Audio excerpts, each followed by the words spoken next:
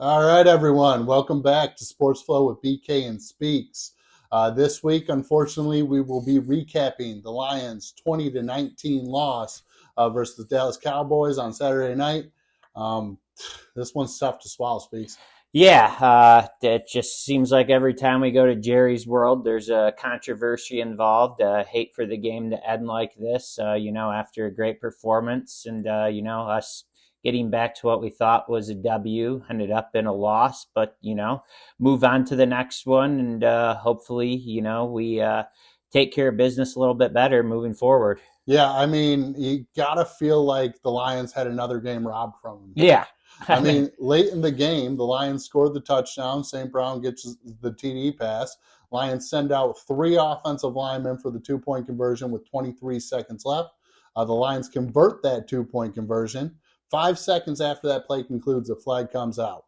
The ref says that Taylor Decker, our tackle who went out and caught the 2-point conversion pass, was not eligible. The ref said that on the play, Dan Skipper, number 70, was the eligible receiver. That was the third offensive lineman that we had run in there. Yep. We sent over Sewell, Decker, and Skipper to go up to the official to confuse the Dallas defense. Yeah, it was all planned. It worked. Unfortunately, the ref worked too well. Yeah, the ref makes a terrible mistake here, and apparently that's the reason that the call was blown. The rationale is that Skipper was the eligible receiver and Decker wasn't. That's what the NFL is telling us. Yep. And the explanation given to Dan Campbell on the field was that 2 players cannot be eligible. Not able to register to be eligible on a single play. Which simply isn't true. That's not a rule. Yeah. That is absolutely not a rule. Where it gets even more confusing and fishy is the fact that Dan Campbell did run through the play with an official before the game started. Yep. We do now know that that wasn't Brad Allen, the head official. Part of his crew, though. Part of his crew. Somebody's got to make a stop there. And then with them saying that, Skipper was the eligible receiver, even though Skipper says that he didn't say a word, Goff says that he didn't say a word. Yeah. Decker goes over to the official after Goff guides him to the official from inside. See it clear as day in the video. Yep, you can see it clear as day. He's trying to call himself as eligible. The ref completely misses it. And, it's just a terrible mistake. It really kills the integrity of the game when these things continue to happen and there's no repercussions on the other side. Yeah, man. I mean, the Lions did exactly what they wanted to do on that last play. Skipper had been reporting as eligible the whole game, so we wanted him flying in to look like he was reporting as eligible. Yet, we were being discreet. That's why we had Penny up there along with Taylor Decker and Skipper. Skipper runs in late. You can literally see Goff say to Taylor Decker, go report. Taylor Decker reports. He comes back. Skipper doesn't even talk to him. The assumption by the ref, just because Skipper's been reporting all day, that's just, you can't just assume things. I mean, you work in the NFL. When can we make these full employees instead of only working half the year? We got to change something up with this because they aren't as dedicated to their craft in officiating as they need to be for the biggest league in the whole world. Yeah, and certain officials are sought after more than other crews. Yeah. Like, I mean, I've heard players publicly speak about this where, like, certain crews are the ones that you want for their game. And there's only certain crews that run the playoff games. So why are we not making that the league-wide standard? I mean, you have enough money in these later games in the season that they made the shift for us to play prime time. Why wouldn't you have the best refs in these games to officiate these primetime games when there is seeds in going into the playoffs on the line that just cost the Lions probably the 2 seed and possibly even the 1 seed moving forward? It totally changes the whole trajectory of the playoffs moving forward. And is it not fair? Absolutely not. Do us Lions fans get used to this? You never get used to getting cheated. I just cannot wrap my head around how the NFL continually just does nothing about it and just says spill milk to the Lions fans. Yeah. Oh, sorry about that. Yeah. We can't change the result of the game, though. I think, when you're talking about the repercussions here, you've got to consider firing the official. I mean, you can't make that type of call in that type of situation and make that mistake with that much on the line. I mean, there's a certain responsibility and a privilege to being an NFL official. There's a lot of refs out there. Yeah. You just can't make a mistake like that. No, any of us normal people, we make a big mistake like that in our daily jobs that we have. We are getting fired. There is no second chance. If we're screwing up something that big, and I mean, it's just not good for business. This isn't good for the NFL. Yet, like move on, like nothing happened. No, this isn't right. This isn't fair. The integrity of the game is gone, and it's hard to have faith in something when it continuously happens to your team like it does the Lions. Yeah, and I mean, you can see, and this is where the integrity of the game comes into place. Yeah. The NFL is an entertainment business. It's not labeled as a sport. But like just changing the results in your league's best interest to see as you seem fit is not appropriate, because the effect that has on cities is very real. Yeah. And if you're just trying to play up these big market teams all the time, it's not a good look. No, it's not a good look at all. And, if you're not going to make these full-time employees as referees, then at least let us be able to go back and chant. Like, let's make these rules. Let's get with the times. Let's, use a sky ref. Let's be able to challenge stuff. It's the last 2 minutes. Like, this is crucial stuff we got to get right. We have all the technology. They have all the money in the world. Let's utilize it and make the game the best it can be. The NFL is the best league that there is, hands down. So let's make it the best league and have the best results, so we stop with this controversial stuff at the end of games. It's just, I can't wrap my head around it anymore. Yeah, and I mean, I think the critics will say, hey, the Lions went for 2 again after that. Why are they still going for 2? That's how we play. Yeah, it's who we are. And Dan Campbell said to the team, we're going to drive down the field, we're going to score, we're going to go for 2 and win this game. Yeah. And he stuck to that. He knew that, he was going to have to go into Dallas and steal this. And they did steal it, and then they got it stolen back from us. But the question I have to ask is, why does this always happen to the Lions? Does the league just hate Detroit? Do they want to keep us down? Like, the Lions being good is great for our city. It is. The homicide rate is at an all-time low, or since 1966 in Detroit. Yeah, very good for the city there. Great. And then on top of that, businesses are soaring with the attendance. Yeah, those are just a few examples. I mean, we have had this call continue to happen to us for the last 15 years, and we've just had games stolen from us one after another. Yeah, let's get into it. Back in 2014, we lose to Seattle Seahawks 13-10 in Week 4. The Lions about to score a TD with 1:46 left on the clock. They fumble in the end zone, and their linebacker, Bobby Wagner, illegally... KJ Wright. KJ Wright, thank you. KJ Wright bats it out of the end zone to make it a turnover and Seattle ball. If the ball stays in play, it's at least a safety for the Lions, which would have made the score 13-12 and getting the ball back with 2 minutes remaining, needing a field goal to win. What happens? Nothing. League apologizes for the mistake after the game. The result didn't change. Frustrating. It feels like you get your heart ripped out when these things continue to happen. Yeah. Another example, 2010. The Lions are playing the Chicago Bears. They end up losing the game 19-14. This is after Kelvin Johnson caught the ball with 31 seconds left. From our backup quarterback, Sean Hill, heaved it in the end zone after Stafford got hurt. Kelvin makes the play, makes the catch, gives the Lions the 2019 lead.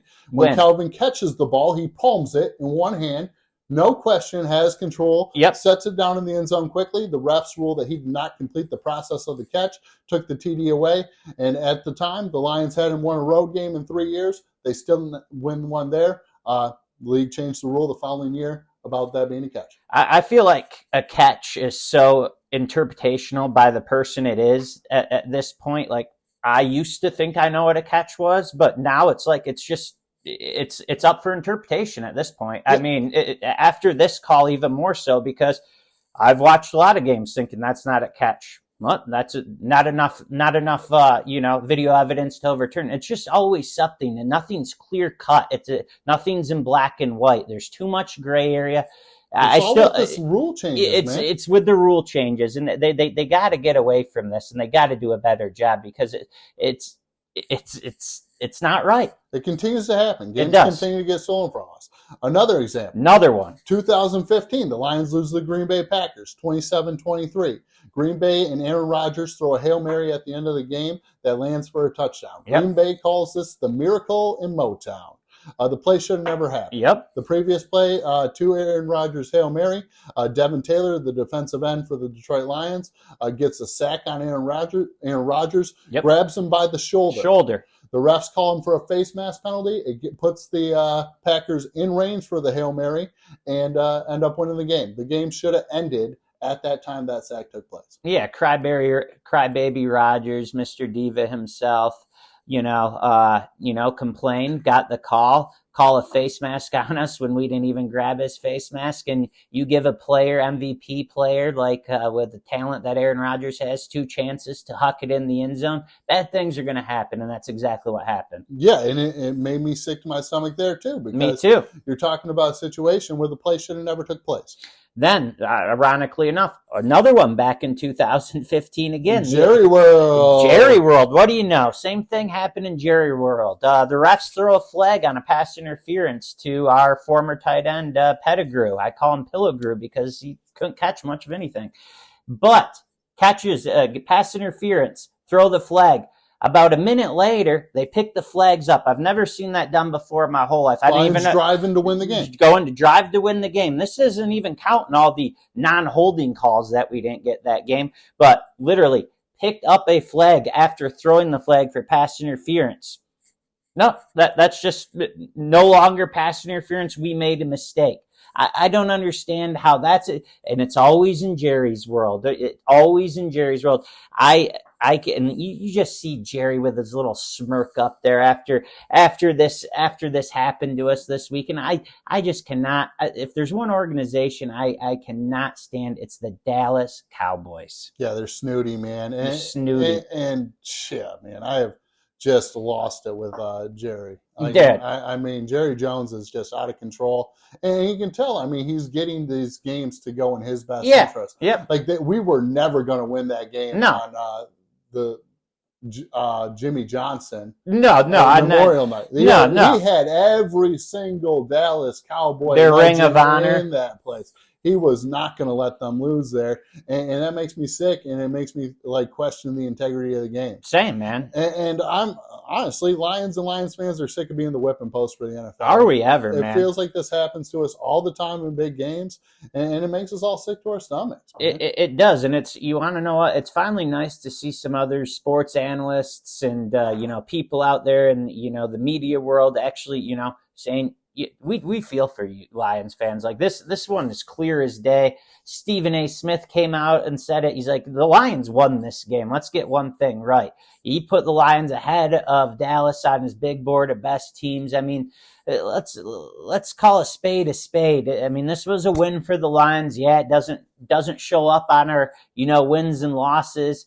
Well, it shows up as our losses, but it doesn't show up as a W for us. And it's just it's so tough to wrap your head around how this continuously keeps happening to the Lions, because I don't know any other teams that this continuously happens to year in, year out. No, I mean, I can't think of one either. I mean, you got moments here and there. You got moments here and there, and we've talked about them. We talked about the Saints one a few years back, the pass interference call.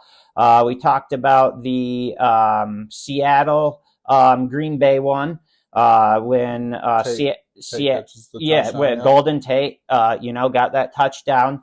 And then what was the last other one we talked about? There's one other one. I mean, I know those were the biggest. Those were the biggest. But, yeah, and when you look at it, it happens, but it doesn't happen as consistently as it's happening to the Lions. No. I think that's where we're all frustrated. Yeah, yep. But when we're diving into the game reaction here from the Cowboys game, which we feel like we won. Yeah. I mean, when you look at it right out of the gates, the defense just stands strong. And great performance. It's just incredible. Yeah, on the road against a team who's been, now 16-1 the past 2 years. Great defensive performance. Our pass rush was back at it. Hutch with 3 sacks. Pascal was getting in on the edge. Melifanu with another sack. What was his stat line? Melifanu, he had a great game. 5 tackles, 2 sacks, yeah, 1 pass deflection, and 1 pick. yeah. I mean, the guy's been solid, but I mean, it comes down to the one monumental mistake we make early on in the game. My gosh. We locked down Dallas's defense other than this. I mean, what happens is Derek Barnes forgets how to tackle, essentially. Yeah, we're in a 3rd and long situation for Dallas here. They're backed up to their end zone. Prescott drops back. We call it the perfect blitz. Barnes is running free. Full speed at him and just doesn't even open up his arms. Yeah, gets a free shot on Prescott, and he just completely whiffs. No arms, nothing. When he misses, I mean, Prescott, steps up and then throws a 32-yard touchdown pass to CeeDee Lamb, who is obviously one of the best receivers in the league. Well, you mean 92-yard? Wasn't that a long-ass pass? Yeah, 92. Yeah. Sorry about that. No, you're good. But, yeah, I mean, 92 yards just going the other way, and that was the only score we really gave up in the entire thing. Yeah, and we knew CeeDee Lamb was going to be a problem, but it doesn't help us any when our linebacker, who, we run in at the blitz, has free reins at the quarterback and is acting like he has a red shirt on and he's trying to tackle Goff opposed to a stout quarterback who can move with his legs and who's a big guy in Dak Prescott. I've never seen anything quite like that. It's almost like he meant to not tackle him. I don't know. I know Campbell wasn't happy. MCDC said, you ever do anything like that again, you're not playing for me. And good, because that right there was just one of the god-awfulest things I've ever seen a linebacker do when he could have had a clear save. It was a 9-point swing, man. 9-point swing right there. Absolutely baffling. Yeah. Like for a professional player to do that. And I didn't get it. Still don't get it. I was in awe after the play happened. Yeah. It's a situation where that would have changed the entire game if we get that safety, because you're right. I mean, that's a 9-point swing there. Defense did look good, though, and we continue to get players back, and we're going to get more players back healthy this week. It sounds like Chauncey Gardner-Johnson or CD Deuce. Yes, CD Deuce, will baby. be returning. Thank God, we need him. Oh, man, he's going to be a spark for the secondary. We absolutely do need to get him back.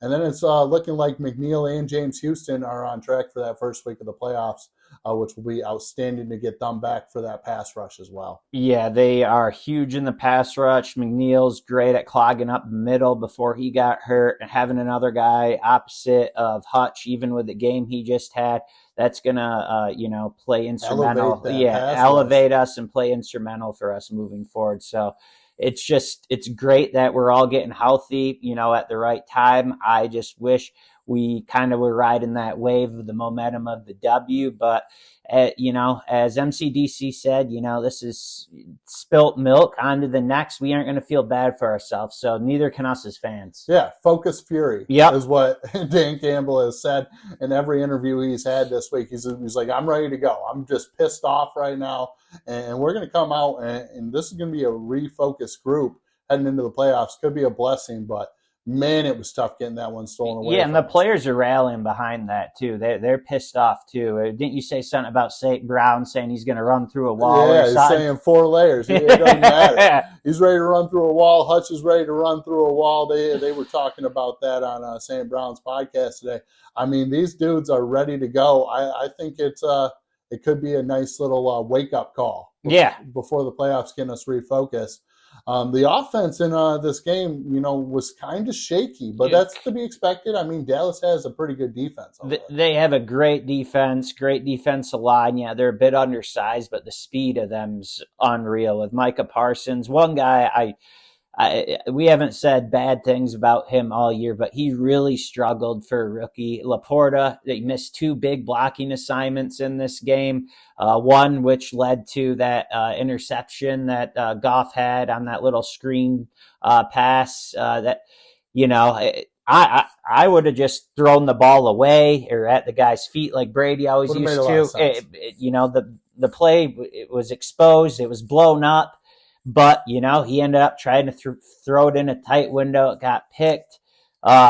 we know he needs to be a game manager. Late in the game, he throws another pick. So hopefully, going into this week against Minnesota, you can stay clean and not do that. But yeah, man, Laporta had a tough game. Goff had. Laporta was solid, man. I mean, we're talking 7 catches for 84. Laporta was solid. Where we had the problem was Goff. I mean, you're right. Like, the 2 interceptions just absolutely killed us in the game. Yeah. With the way our defense was playing. I mean, we were playing at a top level. Yeah. And when you're talking the passing attack, I mean St. Brown and Laporta were pretty effective. I know Laporta was a little bit more later in the game. Yeah. Didn't do a lot in the first 3 Just quarters. those missed blocking assignments. You can't do that. Yeah, he's got to clean it up there. Yeah. It's been a couple weeks where he's kind of missed a few there.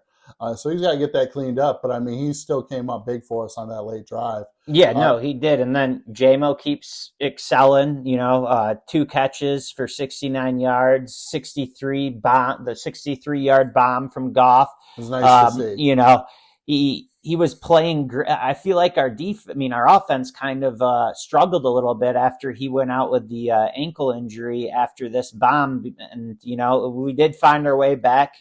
St. Brown scored at the end to give us that go-ahead 2-point conversion that didn't count. But hopefully he's, not hobbled and he's ready to go because he's just waiting to break out for a big game. And, if Goff puts that another 5 yards in front of him, we're not talking about an injury with J-Mo. We're talking about a TD. So if he can just get it to him where it needs to be, we'll be fine. Yeah, he's adding an element to this offense that we really needed. He's given us a big play threat on the outside.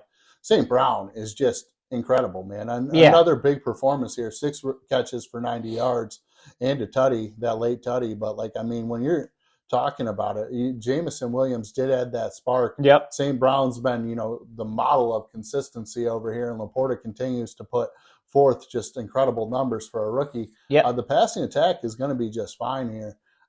It's just Goff just cannot turn over the ball. We got to have him be a game manager and, keep us in the games. Yeah, and our running backs did a great job in this game. Montgomery had a touchdown, and Gibbs, is doing his thing. Nice change of pace. So I loved what I saw out of both of them. And, playing at AT&T in Jerry's World is not an easy thing to do. And I think we outmatched them in pretty much every aspect besides the reffing aspect. Yeah, and that drive late, gutsy. And that was one thing, too. I can knock Goff for the turnovers, but that was a gutsy drive he put together late in that game.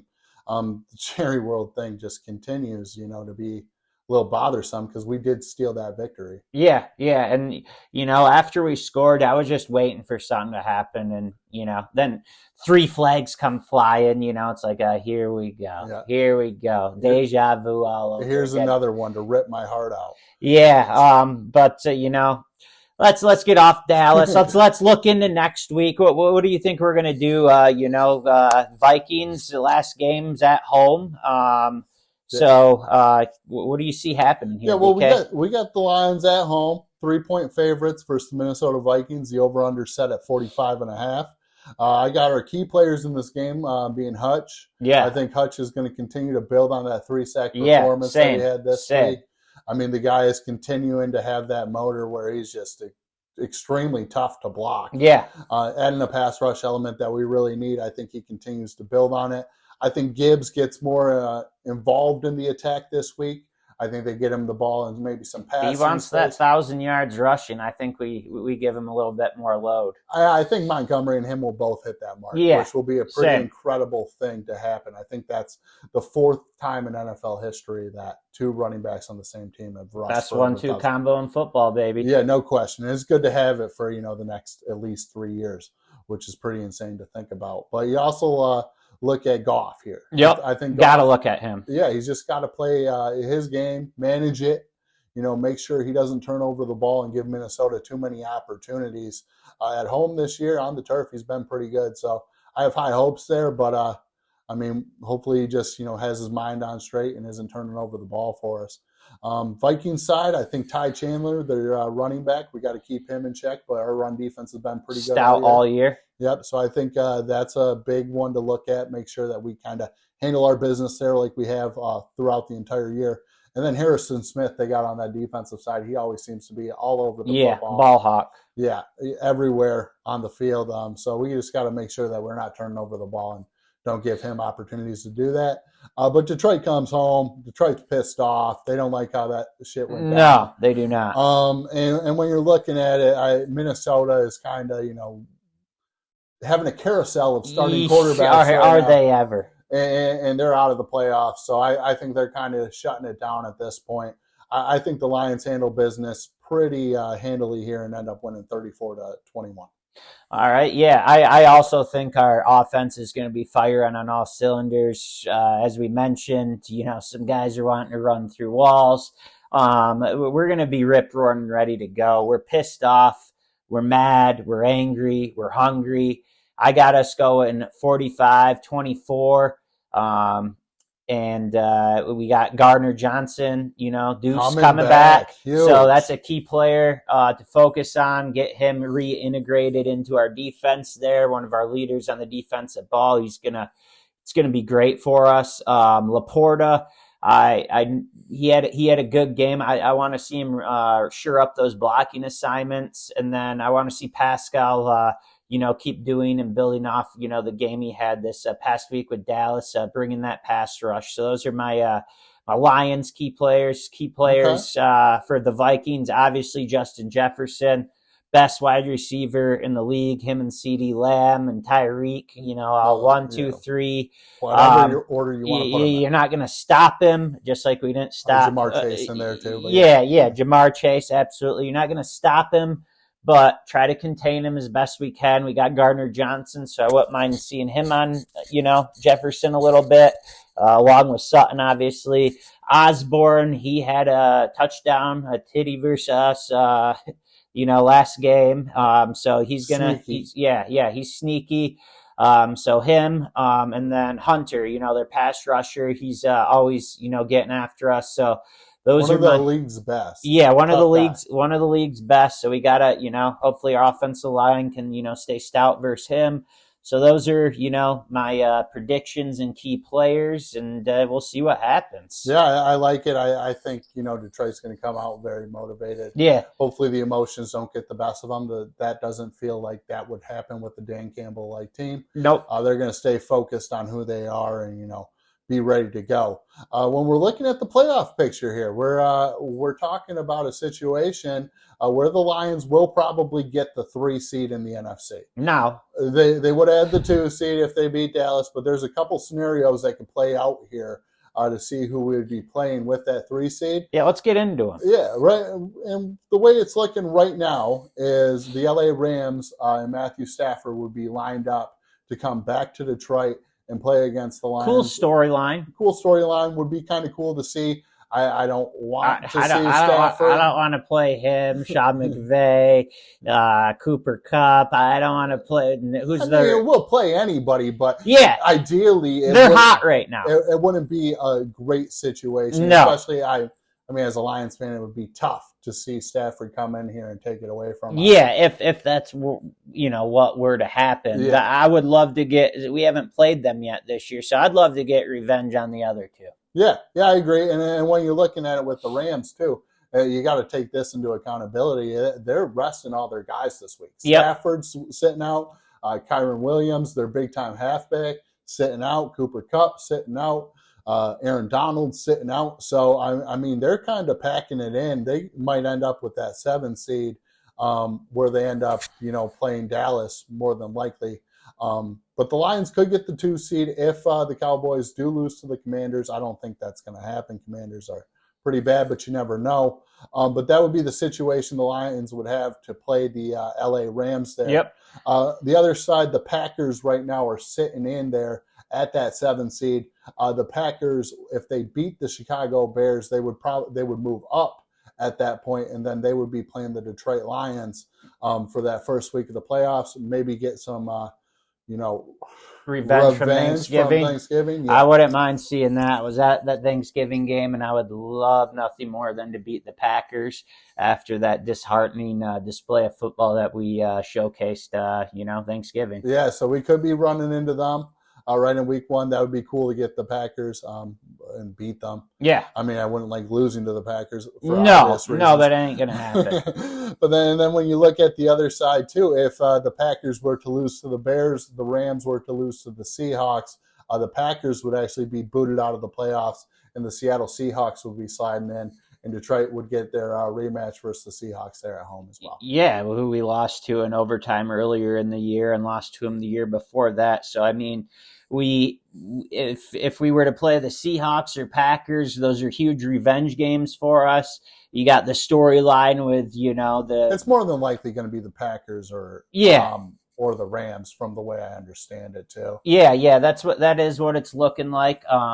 I guess we'll see how everything shakes up and plays out, but I'm not scared to play anyone. And what I really want is for us to get the Cowboys back in Jerry's world for round 2 of the playoffs, and give them another W. I mean, give them another L. Yeah, I mean, and I hope so too, man. But I hate going to Jerry World. Well, we just don't know what's going to happen. No, you don't know what's going to happen. You don't know when Vegas is going to call or what. But hey, man, I think we can beat anyone, and we're getting healthy at the right time. And, I hope you guys are feeling the same way about getting these excited. Lions. Yeah, getting exciting. So, thanks for tuning in to another episode of Sports Flow with BK and Speaks.